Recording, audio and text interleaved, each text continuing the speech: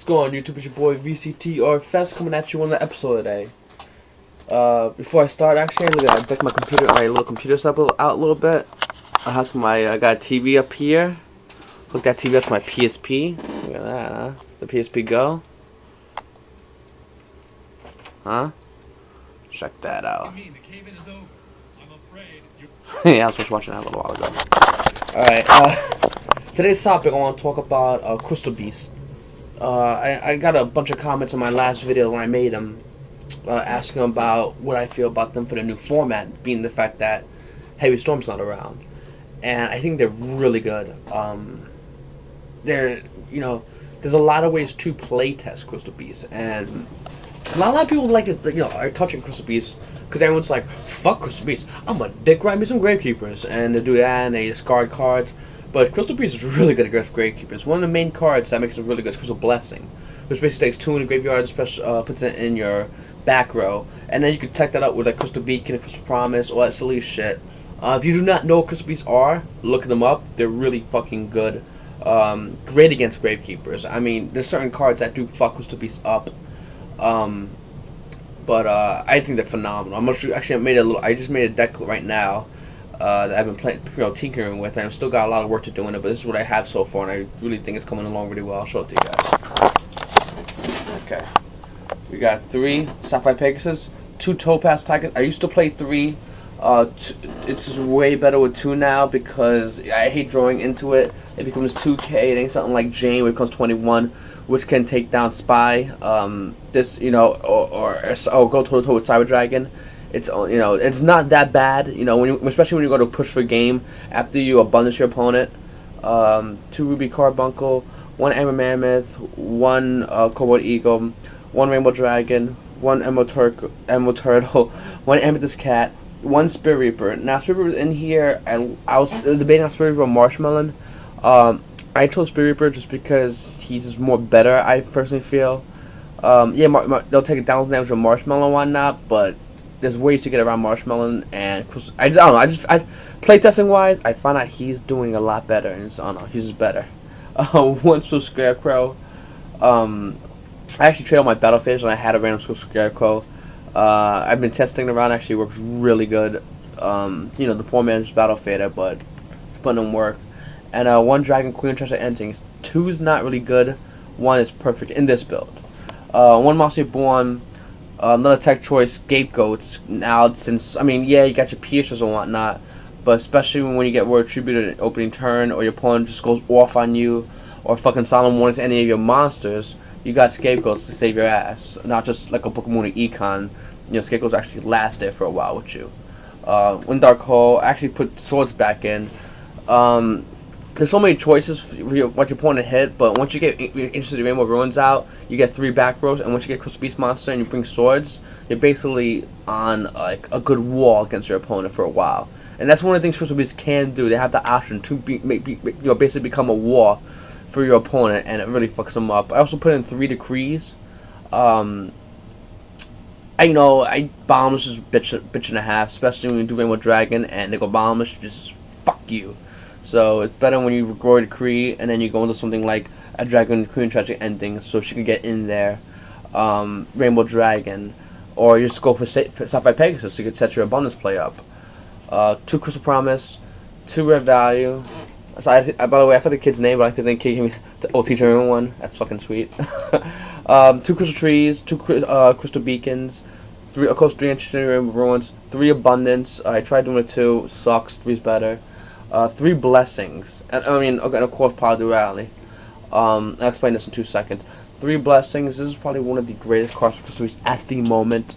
When your opponent tries to make you go negative or tries to clear your back row, Solemn Warning one of your monsters, and say you have another one in the graveyard, you play Blessing, and the Solemn Warning just did dilly shit. It's like Solemn Warning, Crystal Blessing, and you have so much stuff you could chain at that point. You can chain Promise. You have 2. Since you have 2, you can chain the Rare Value. Especially if you have a Crystal Tree, you go 4. That sets you up for Abundance. There's so much stuff you could chain to basically go in negative against your opponent. Now I put the 1 Rainbow Dragon and the 1 each Crystal Beast in. If one of them somehow gets removed, it'll become like a dead draw, but it's like whatever. It's people rarely playing cards that move. Rarely seeing crevices and all that silly shit out. So As far as the Paul Duality, I like to only play one on Struth, and I was actually went to my locals today, and I went to my locals today. Some kid was like, I was like, yeah, I saw another kid. I'm like, yeah, I'm thinking about adding one of my Paul Dualities in my Crystal Beast deck, and he's like, yeah, that's special summons. That's smart, and I'm like, when does a special summon? I mean, besides the obvious reasons, it ain't like you're gonna pop a fucking him and he special summons to the spell and trap card zone. No. He dies, he gets placed in spell trap card zone. I'm pretty sure it says that. This card short responsibility, place it. So I don't understand that. Even when it's destroyed, it's ready to be destroyed on your turn. You're ready to be doing that much special summoning on your turn. Powder is one of those set of cards that can get you the abundance, the blessings, the ancient realm of ruins, the word decrees. It get you anything, you know. It's when he said that, I was just like, oh.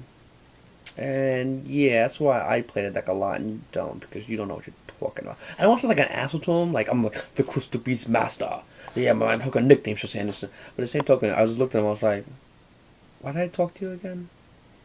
And I walked away. So it's my Crystal Beast deck. A couple of, hedge notes. Against Gladiator Beast, it's an annoying matchup. You really gotta make your side deck really aimed at Gladiator Beast. At that point, you want to take out Rainbow Dragon, Amethyst Cat, and put it in 2 Jujus. You can still get the Crystal Beast setup going, but the main thing you want to do, also the 3 World Decrees will become 3 Starlight Roads. You want to have a setup play against your opponent, especially if he's playing Gladiator Beast. Blackwings are always going to try to Icarus attack you. So that's when the Royal Decrees become... And that's actually player preference. I like switching my Royal Decrees out for Starlight Road because the Icarus attack, Dark Hole, even if they see that you're getting an advantage, they'll get desperate and go Black Rose Nuke. And when you go Starlight Road, you basically won the game, but no one has told your opponent yet that. I'm trying to think what other decks there are. Great Keepers, I already mentioned them. Blessing shit on them. Sabers. Sabers basically try to blow up the field and hit your hand. Yeah, that's right. Rocking in the background. Sabers try to basically blow up the field and try to hit your hand. And it's like, I mean, at that point you just gotta play it smart. You gotta actually start setting spell cards that you don't want. If you know that somehow that could be discarded, do not. Like if you have a Crystal Beacon, you're gonna want to set it. Crystal Beast monster gets destroyed by Sabers. You know to run through because they'll try to get in there and get at your hand. Light Sworn.